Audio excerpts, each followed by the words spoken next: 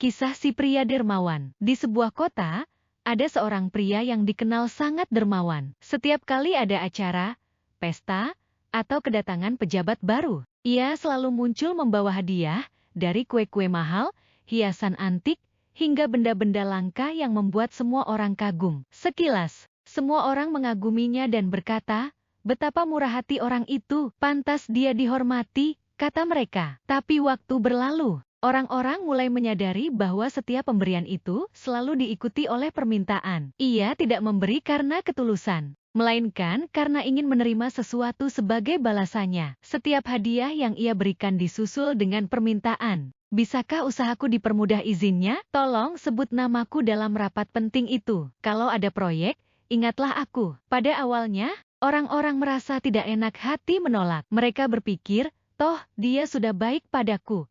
Namun lama-kelamaan, orang-orang merasa tidak nyaman. Mereka sadar bahwa pemberiannya bukanlah tanda kasih, melainkan alat untuk memanipulasi dan mengikat budi. Mereka mulai merasa terjebak dalam utang budi yang tak terlihat. Bahkan ada yang kehilangan kepercayaan dari atasan karena memberikan keistimewaan kepadanya. Orang-orang mulai menghindarinya, dan reputasinya rusak perlahan-lahan. Apa yang awalnya tampak sebagai kemurahan hati, berubah menjadi jebakan yang membuat orang lain curiga. Orang itu tidak menyadari bahwa semakin banyak ia memberi, semakin banyak pula orang yang mulai menjauhinya. Bukan karena mereka tidak menghargai pemberiannya, tetapi karena mereka merasa setiap hadiah itu bukanlah ungkapan kasih, melainkan alat untuk mengikat dan mengendalikan. Puncaknya, saat ia menghadiahkan sebuah barang mahal kepada pejabat baru, sang pejabat itu menolaknya di depan umum dan berkata, "Aku tidak menerima hadiah yang membawa beban. Aku ingin melayani dengan hati yang bebas."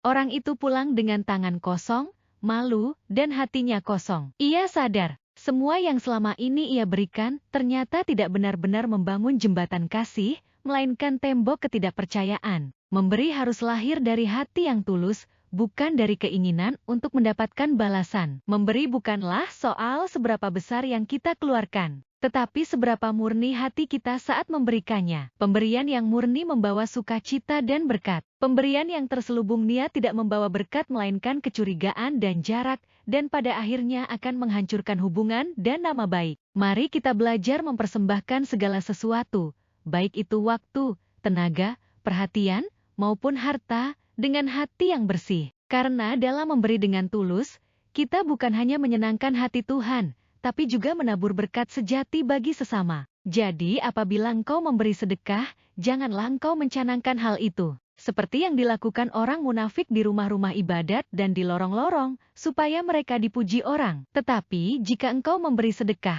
janganlah diketahui tangan kirimu apa yang diperbuat tangan kananmu. Hendaklah sedekahmu itu diberikan dengan tersembunyi, maka Bapamu yang melihat yang tersembunyi akan membalasnya kepadamu. Matius 6:2-4